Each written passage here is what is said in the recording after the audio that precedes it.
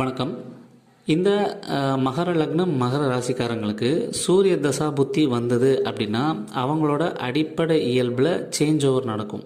ஏன்னா இத்தனை நாள் சனியோட இயல்பில் சிந்திச்சிருப்பாங்க, யோசிச்சிருப்பாங்க, செயல்பட்டிருப்பாங்க.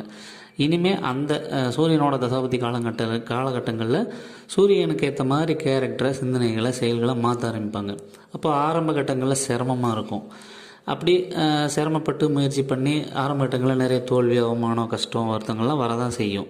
ஆனால் ஒன்ஸ் எக்ஸ்பீரியன்ஸ் ஆகிட்டாங்க, உள்ளே இருக்க டெக்னிக்கை அந்த மேனேஜ் பண்ணுற அந்த திறமையை வளர்த்துக்கிட்டாங்க அப்படின்னா அவங்களாலையும் end of the day survey பண்ணிட முடியும். இது மாதிரி தான் ஒவ்வொரு தசாபத்திக்கும் மாறும்போது நம்மளோட இயல்பு, குணம், சிந்தனை சேஞ்ச் ஆகும்.